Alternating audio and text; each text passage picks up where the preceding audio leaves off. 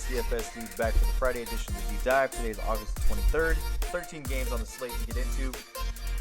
But before we do, I want to talk to you guys just quickly about what we have going on the site as we transition from baseball into NFL. It's going to get really busy because we'll have the MLB playoffs going on. We'll have the NFL going on. Basketball will open up in October. Hockey will open up. NASCAR will still be going with the playoffs. And then the new start of the PGA Tour season will start as we approach the end of the year. So we'll have all these sports going on at one time, and there is not a better time to take advantage of the sale we have going on the site. The promotion we're running, you're going to see over the weekend a change to the memberships. Okay, and I'm kind of excited to give it to you guys. The VIP membership is going to drop down to $29.99. So if you're currently paying the $49.99 for the VIP membership, you don't have to worry about anything. The next time you get billed in the next month, it'll be only $29.99 for the VIP membership. That's great news, great savings. We're going to open up a trial. So people that aren't members already, if they want to try it out, they can try it out for 5 days. And the trial will cost them $9.99. But the exciting news is we're no longer going to do seasonal luxury box packages. We're going to do the annual member. It's going to be for the year, an annual membership. So right now, for $175, using the promo code NFL 2019, if you purchase the NFL luxury box today, that's going to go away and it'll update. It'll become the annual membership. But if you purchase it today, it'll be for the year. It'll be 12 months, all access, one membership, all sports, all of the premium content, the articles, the podcasts, the core plays, the cash lineups for every sport. And like I say, you couldn't get it at a better time. One membership, one price, all sports. And like I said, we've got MMA that's going to continue to go. There's big fights that are coming up. There's talk of Conor McGregor getting back in the ring against Nate Diaz. John Jones is going to fight. There's all kinds of big stuff coming up with that. NASCAR, you got the playoffs. The NFL season is kicking off. Major League Baseball, yes, we're in August, but we've got September and October. We've got playoffs, smaller slates. I've told you guys how much I love those and the opportunity to make money on those slates. PGA Tour will kick off. There's not a better time to get an annual membership, and that's why we've made the decision. We've made the decision. The luxury box membership will be our annual membership. One price. We'll discount it from time to time. We'll discount when we have sales. The regular price is $350. We knocked it down once already to $299, and with the promo code, you're going to get it for $175 using NFL 2019 when you check out. That's 12 months of membership. And like I said, one membership, one price, all sports. Enough of that. Enough of the promos. Let's get into today's slate. Who was on the slate? We start things off in Pittsburgh. Cincinnati's at Pittsburgh. You got Anthony DeScalfini pitching against Keller. There's not good pitching on this in this game. You look at Keller. He gives up a 246 ISO to the right-handed bats. You look at DeScalfini, 264 ISO to left-handed bats. Josh Bell's a guy I like a lot on this slate. I think Pittsburgh is under the radar. I think they're sneaky. DeScalfini doesn't pitch well on the road. You've got Tampa Bay at Baltimore. Tampa Bay, to me, I haven't looked at implied run totals yet, but they grade out as the best. You've got a bad pitcher going again and being followed up with a bad bullpen against a legit offense in Tampa Bay making a playoff push. Tampa Bay faces block, 273 ISO against lefties, 265 ISO against righties. Baltimore with the worst bullpen in all of baseball. Beyond that, Philadelphia's at Miami. I think Miami's in a sneaky spot. I'm not a big Vince Velasquez fan, but Noesi is not very good either. He's just not very good. Atlanta's at the Mets. DeGrom goes for the Mets. Mike Foltynewicz for the Braves. Mike Foltynewicz, I don't think is very good. Look, I get they sent him to AAA. I get he had success at AAA. I get he's had a couple of good starts since coming back from AAA. But I don't think he's a good pitcher. A little bit of inflated numbers because it doesn't completely reflect the couple of starts he's had that were quality starts since coming back from AAA. But still, a 264 ISO to lefties, a 256 ISO to righties. The Mets in the thick of this playoff push. I like the Mets in this spot. I don't think Foltynewicz is very good. The weather's good for hitting. The bats get a boost in New York. I like the Mets. The Royals are at Cleveland. Jacob Junis in that one against Zach Plesac. Don't really have a favorite in that game. They're not one of my favorite stacks. Arizona's at Milwaukee. Merrill Kelly, a 218 ISO against right-handed bats. Merrill Kelly's been okay this season in spots. I mean, he hasn't been a trash pitcher. He's been okay in spots. But they go against Jordan Lyles. Arizona does. I do like Arizona. I think Arizona's sneaky. I think people will be on Milwaukee a little bit. And I don't think people will be on Arizona. You look at Lyles, he's pitched good since coming over from Pittsburgh. But a 288 ISO to left-handed bats, that's kind of Arizona's strong suit when you start looking at Marte and Escobar and even Jake Lamb if he's in there. And Gerard Dyson, and from the right-handed side, he gives up a 195 ISO, and you got Christian Walker and his power. I like Arizona here. I think Arizona's a good stack today. It's a team I like a little bit. Detroit's at Minnesota. Minnesota, this is just a good spot all around for them. Detroit, throwing Verhagen out there. It's another spot where it's a bad pitcher and it's a bad bullpen, and you have to like the bats here. These guys that have huge ISOs. Everybody in the lineup does. It's like everybody's over 200. So Minnesota's a team I definitely like. Texas at Chicago, one of my favorite spots is the Texas Rangers. Dylan Cease, 308 ISO against left-handed pitching, a 231 ISO against right-handed pitching. The Chicago White Sox also have a bad bullpen. Bad starting pitcher, bad bullpen. Opportunity for a lot of runs to be scored. Lance Lynn goes for Texas. Good spot for him. The Angels are in Houston. I don't like Greinke a lot today. I just don't. And it has nothing to do with his numbers or anything like that. It's just, I've said it all year. There's not a lot of strikeout upside in the Angels lineup. They have a team K percentage about 17.6%. I just don't like this spot for him. I'm okay if you want to use him in a few lineups and tournaments, but as a whole, to me, I'm going to fade Greinke for the most part today. I just don't like him in the spot. Houston, against Suarez, I get, Suarez is terrible. You look at his ISO numbers, and he's got 203 ISO against lefties, 278 ISO against righties. Houston just scored runs today. Greinke in a great spot to get a win and a quality start. I just don't know at his price tag if there's enough K upside against this Angels lineup for him to pay off.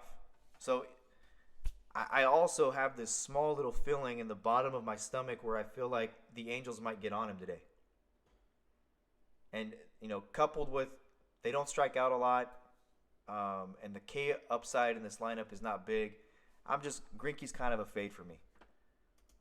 Colorado's at St. Louis, and look, this is an interesting matchup. Lambert's bad, 261 ISO against lefties, 227 ISO against righties. The Cardinals seem to be heating up a little bit, hit some home runs yesterday. And then Flaherty, on the flip side of this, has been, I don't want to say, his price is $9,900 on FanDuel. And when you look at Flaherty, in 29 games, he's 7-6 with a 3.46 ERA. He has 162 strikeouts and 140 innings pitched. That all looks really good. He pitched at Cincinnati, went 5 innings, 5 strikeouts, 1 earned run, got a win, 33 fantasy points. Before that, 7 against Kansas City and 7 against the Dodgers, 55 and 52 respectively. Against the Cubs, 58. And that really started this thing off. Okay, you go all the way back to July 7th, where he pitched 7 innings and lost 1-0 to Jeff Samardzija. Then he went 7 against Pittsburgh, struck out 8, gave up 1 earned run. He kind of started to get some popularity there. Okay, started getting some popularity. And then the Chicago start was a day game, I believe, where he was really the best option on the slate. And, his price inflated. He's coming off solid starts, 58, 55, 52 fantasy points. And then at Cincinnati, he puts up 33, giving up 1 earned run over 5 innings. So he's pitched really good. Trevor Story's not in the lineup today. Everything looks really good for Flaherty at 9,900 on a big slate. Like, this guy could be really owned today. So that that's a very interesting thing to look at. If you want to just grab your nuts and just stack Colorado in a couple lineups, you'll probably own them and nobody else will. But Flaherty's in a good spot. He's in a good spot. Toronto's at Seattle, and this is one of my favorite stacks of the day. It's one of my favorite stacks of the day. I love the Blue Jays today. Justice Sheffield is on the mound for Seattle. Just recalled from AA. He made his debut back in April allowed 2 runs over 3 innings. They demoted him back to Double-A. Since he's been back in Double-A, he's got a 2.19 ERA, 85 strikeouts, 18 walks. That was in about 78 innings. I just don't like this spot, man. He's faced Texas this year, April 26th. Guy couldn't find it. He couldn't find it. I remember this start extremely well. He's a really, really, really good tournament play, though. As much as I love the Toronto Blue Jays, Justice Sheffield is a really, really, really good tournament play. And I'm going to give you a couple reasons why. One, I've told you over and over again this year that AAA is using the same baseball that they're using in the majors. And that's a big deal because it's never happened before. And you see how juiced everybody is saying the Major League Baseball is this year? This guy's put up really good numbers since going back to Double-A. Granted, it was Double-A, but like I said, 79 innings or 78 innings, 2.19 ERA, 85 Ks, 18 walks. Really good ratio. Really good ratio. And the second thing I like a lot about it is that he got a start against Texas in April. It was highly touted start. This guy throws hard. He's a lefty. He throws hard. He just couldn't find it. He never settled in. He couldn't find it. I believe he got a double play with the bases loaded that got him out of the first inning, and it could have been really bad. And he walked 4 guys. He gave up 2 hits. He gave up only 2 earned runs. He struck out 3.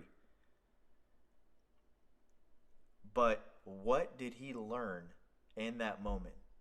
What did he learn? You go back down, you take a breath, and now you come back up and the pressure's kind of off. You already fucked up. You got sent back down. Here's your second chance. I think the kid, this isn't a second chance like, hey, we're going to see what this kid can do, and then, if you screw up again, that's it. We're going to get rid of you. We're going to trade you. You're on our shit list. No. This guy's a prospect for them. I think he takes the breath. He goes down to Double-A. He applies what he learned. He comes back without the pressure tonight, and he could put up out of nowhere a quality start. He's got strikeout upside. The Blue Jays do have high K percentages. They can put some runs up. So this is going to sound really, really like I'm contradicting myself, but as much as I love the Blue Jays, Justice Sheffield is extremely sneaky, and I like him just as much as I like the Blue Jays stack, if that makes sense. So the Blue Jay side of it, they'll throw Trent Thornton. There's nothing to really, in my opinion, nothing to really use there. And you've got Boston and San Diego. Eduardo Rodriguez, I've talked about his ISO against left-handed bats all year. It was over 400. It's now just about 200. He's brought it down. Tatis is on the IL.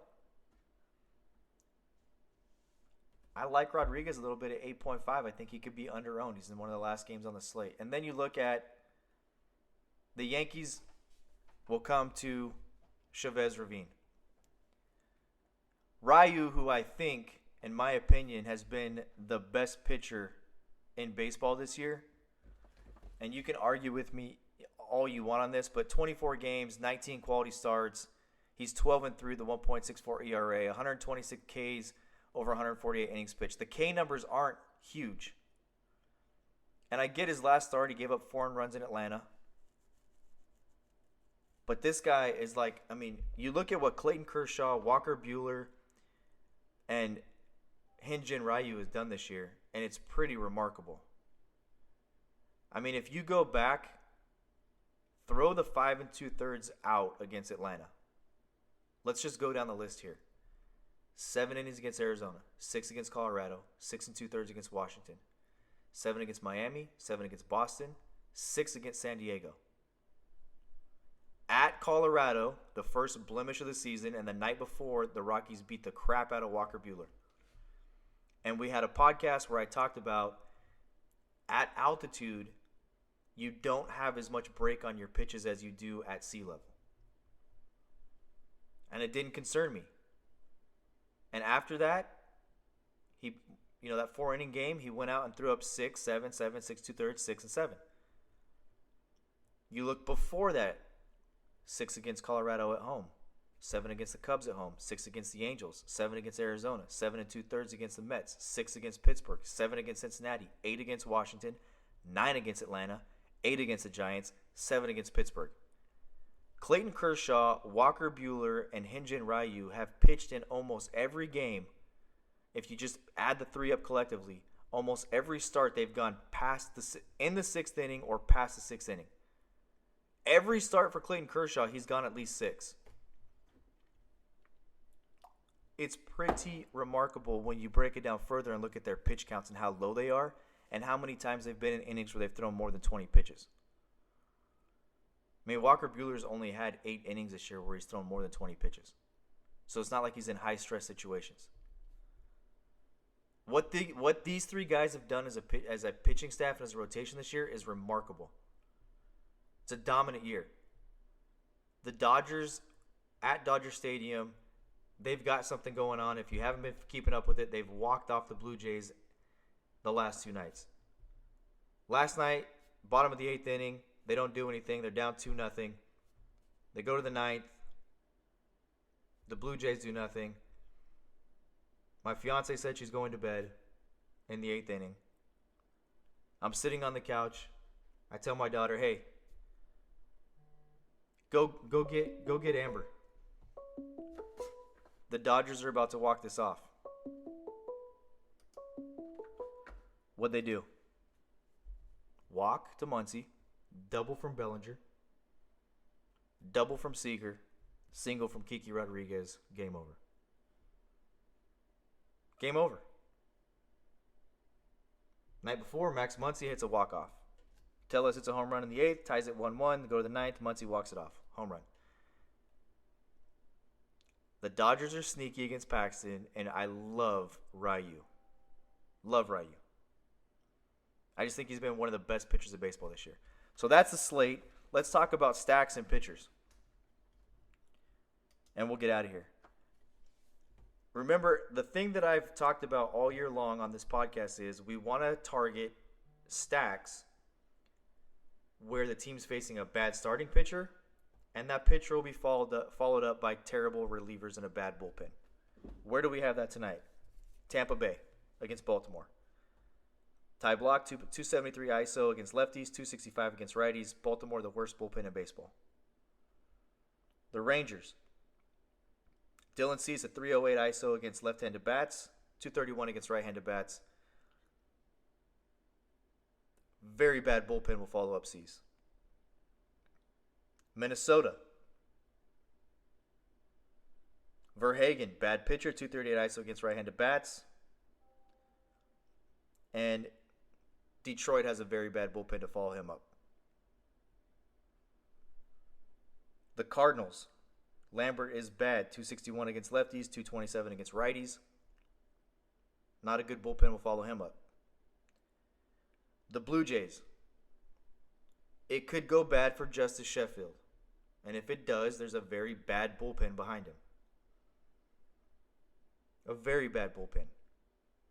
For the Blue Jays to not go off tonight, Justice Sheffield's going to have to throw 7 innings of 2 or 3 run baseball. And I love the New York Mets against Fulte. I just don't like Fultonavich. I don't think he's good. I'm just not a fan. Those are my favorite stacks. I think there's some other teams you can sprinkle in. You're going to want to sprinkle in. I don't think Vince Velasquez is very good. I think Miami's very sneaky. But in that same game, Noesi pitching for Miami, 304 ISO to lefties, 412 to righties. Philadelphia heating up. They're in the middle of this pennant race as well. Arizona against Lyles, a 288 against left-handed bats. I think that you can sprinkle them in. They're sneaky. I think people will be on Milwaukee and not Arizona. The Astros against Suarez. That's an obvious spot. The Pirates against DeScalfini. Those are the stacks that I'm on today. If you want to be completely nuts off your rocker, you could stack the Yankees against Ryu. I don't think anybody will have the Yankees today. And you could stack the Dodgers against Paxton. I think that people will look at the Dodgers, that they've not scored very many runs in the past few days. They struggled in a series against the Blue Jays. They did walk them off twice, but it wasn't like an onslaught of offense. I think people will overlook them being there at 10:10 Eastern time. That's where I'm at on this slate. From a pitching standpoint, I like Ryu a lot. I'm gonna fade Greinke. I don't know if DeGrom has the upside to pay off 11-2. Flaherty is kind of the default guy that is in the best spot, and then you remove Story from the lineup, and it gives him a bump. Barrios in a really good spot at 8,800. Eduardo Rodriguez at 8,500. I like him. I also like Lance Lynn at 9.7. Those are the pitchers that I like. The off-the-radar, off-the-wall spots, to me, there's only one of them, and that's Justice Sheffield. That's the one spot. And I don't think anybody will own this guy. I don't. I just don't think anybody will own him. He could get the absolute dog snot beat out of him tonight. But I like him for the fact that I think that people will look at his game log, see he's had one start. They'll see he only got 12 points. He only went 3 innings, blah, blah, blah, blah, blah, blah, blah, blah, blah. I'm telling you right now, I remember the interview with this kid after the game. I remember the hype around this game. I was heavily invested in Texas. That night, I took second in the late night tournament. Watched this game, fell asleep in like the 4th inning when he was out. Woke up in the 8th inning. Saw my lineups were going all the way up the board. Watched Texas get me almost home. And then I left it on that channel and watched the interview with this kid. And he was so focused in that interview about he'll learn from this and come back from it, it stuck in my mind. And now that seeing what he's done in the minors, and seeing that he's got a chance to come back and start tonight in a low pressure situation, just go out and throw, kid. Looking at how hard he threw in that game, and he struggled with his control, and he was just missing. Just missing. Looked like he was overthrowing a little bit, probably amped up, hyped up, first start in the big leagues, all that, perfect. I think he'll come out tonight under control. I think he'll come out with good stuff, and I think that he could have a really good start.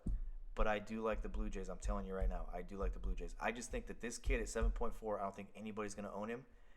And you just see things sometimes where you just get a feeling that I think it'll be different for this kid tonight. Hey, I'll be back Monday with another deep dive. Until then, be cool, keep it cashing. Peace out.